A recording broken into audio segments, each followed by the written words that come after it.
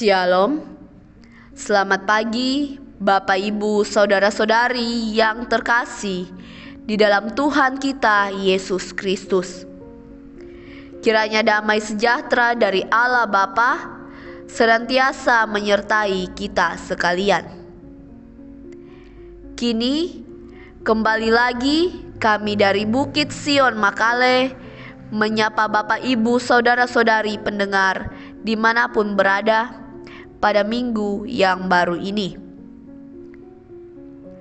Pada hari ini, Senin 26 Juli 2021, kita akan mendengarkan firman Tuhan lewat renungan harian Gereja Toraja di dalam surat Paulus kepada jemaat di Roma, pasalnya yang ke-15, ayat 22 hingga ayatnya yang ke-33, dengan tema kasih itu harus praktis dan nyata.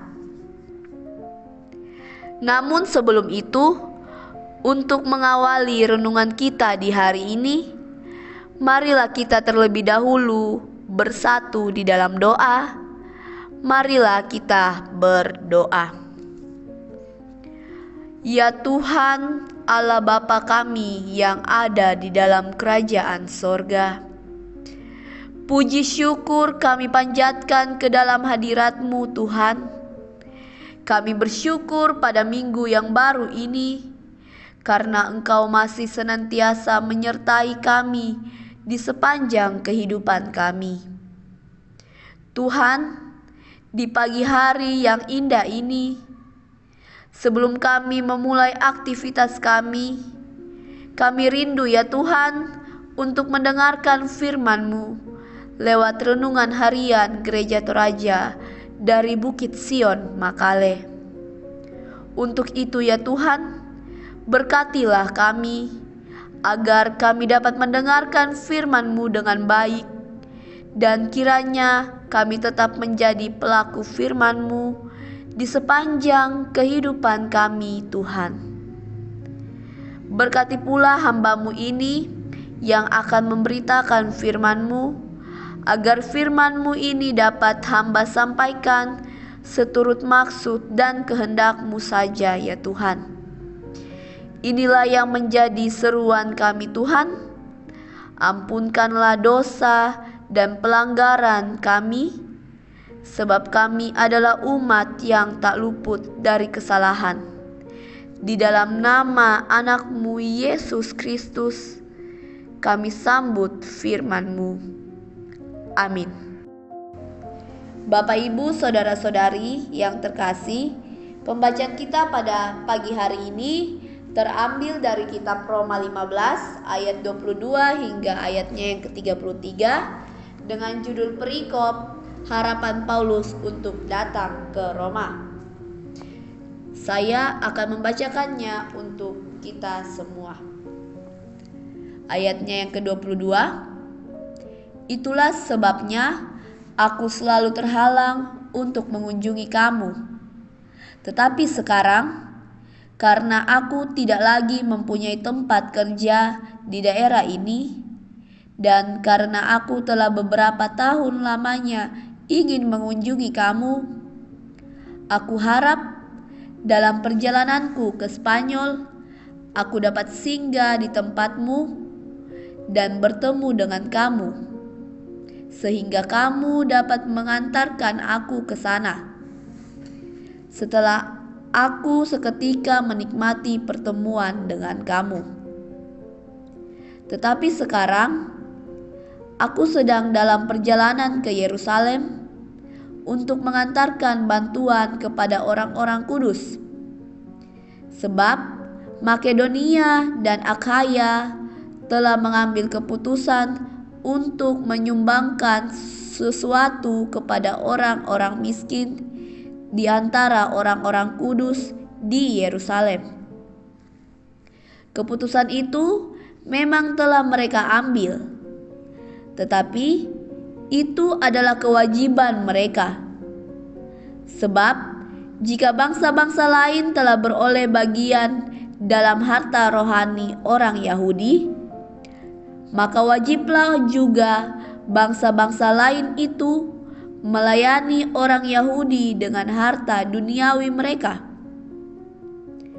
Apabila aku sudah menunaikan tugas itu dan sudah menyerahkan hasil usaha bangsa-bangsa lain itu kepada mereka, aku akan berangkat ke Spanyol melalui kota kamu. Dan aku tahu bahwa jika aku datang mengunjungi kamu, aku akan melakukannya dengan penuh berkat Kristus.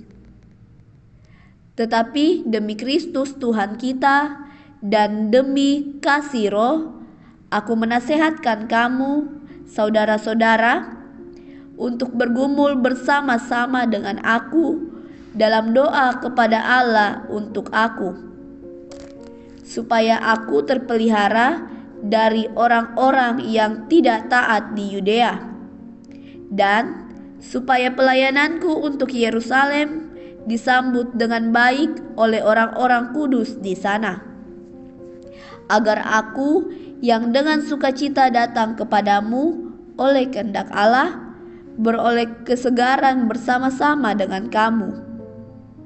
Allah sumber damai sejahtera menyertai kamu sekalian.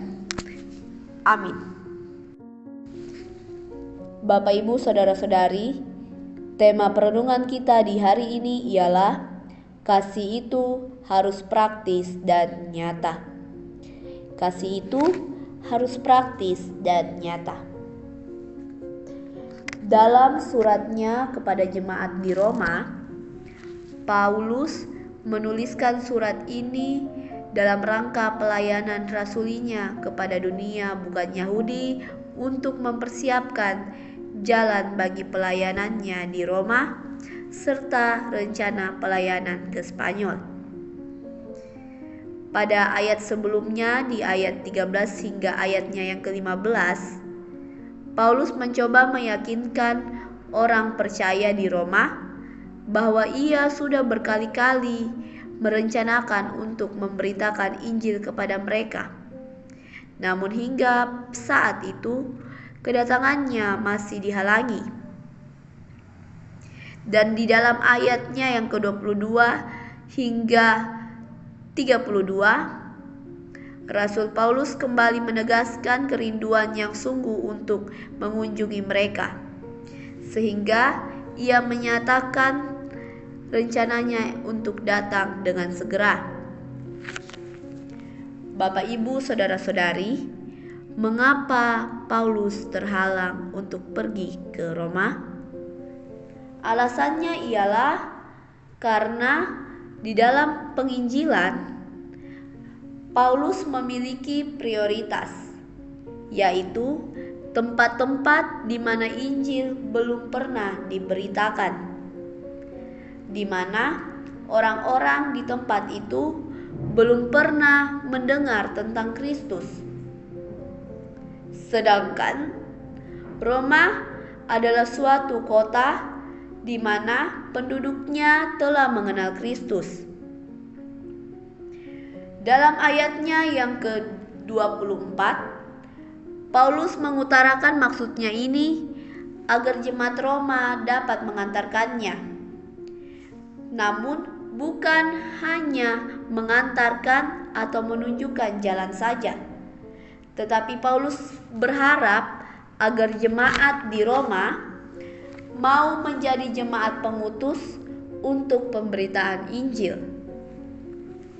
Dengan menjadi jemaat pengutus, maka jemaat Roma pun menjadi bagian dari pemberitaan Injil seperti perintah Tuhan untuk menyebarkan Injil sampai ke ujung dunia.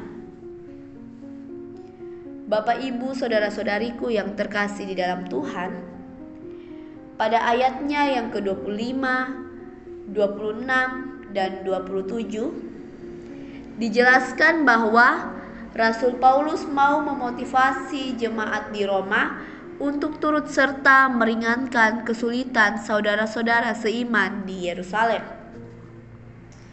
Bantuan yang dimaksudkan di dalam ayat ini adalah bentuk wujud dari kasih yang wajib diwujudkan dalam kehidupan jemaat di Roma.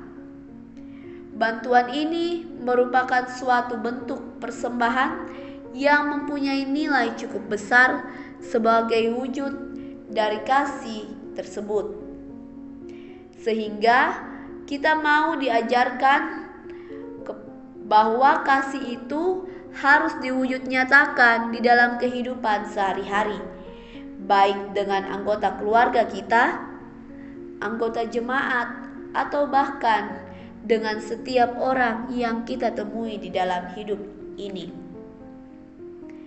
Kasih jangan hanya di bibir saja, melainkan harus dinyatakan melalui tindakan praktis dan nyata. Misalnya, dengan menyatakan keprihatinan kita, mendampingi, menolong, memberikan dukungan, atau bahkan dengan mengucapkan salam kepada setiap orang yang ditemui. Ini merupakan wujud dari kasih kita kepada semua orang. Karena dalam salam kita ini terdapat doa selamat untuk sesama kita. Kita bisa melihat contoh kisah Tuhan Yesus dengan pohon ara, di mana pohon ara ini dikutuk oleh Tuhan Yesus karena tidak menghasilkan buah lagi. Pada kisah ini, kita mau diajarkan oleh Tuhan bahwa kita sebagai anak-anaknya memberi buah secara terus-menerus, bukan secara musiman. Karena kasih tidak hanya dinyatakan dalam mimbar-mimbar pelayanan lewat teori-teori saja, melainkan harus diwujud nyatakan di dalam kehidupan kita. Ciri orang Kristen seperti ayatnya yang ke-30, bergumul bukan dengan kekerasan atau mengangkat senjata, melainkan bergumullah dengan doa kepada Tuhan. Bergumullah dengan doa kepada Tuhan. Dan dukungan atau bantuan kasih sekecil apapun yang kita punya memiliki nilai yang besar bagi mereka yang dibantu, asalkan memberi kasih itu dengan tulus sesuai kemampuan yang kita punya. Setidaknya kepedulian kita menunjukkan bahwa kasih Allah sungguh nyata di dalam kehidupan ini. Kiranya Allah, sumber damai sejahtera, menyertai kamu sekalian. Amin. Firman Tuhan.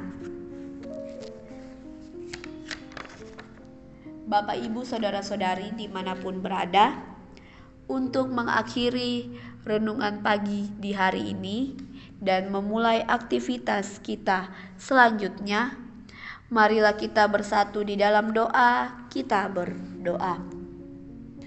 Allah Bapa kami yang ada di dalam kerajaan sorga, kembali lagi kami anak-anak-Mu tunduk di hadapan hadirat-Mu. Tuhan, terima kasih atas firman yang telah kami dengarkan. Kiranya melalui firman-Mu ini, kami dapat terus menyatakan kasih itu di dalam setiap langkah kehidupan kami kepada siapapun yang kami temui, ya Tuhan. Dan kami berdoa kepadamu untuk sanak saudara kami dimanapun mereka berada yang mengalami sakit penyakit. Kiranya Engkau hadir sebagai dokter yang tidak kelihatan, menjamah setiap bagian tubuh yang sakit, agar saudara-saudari kami ini dapat sehat seperti sedia kala, ya Tuhan. Tuhan Yesus yang baik, berkatilah para pemerintah kami di dalam menjalankan tugasnya.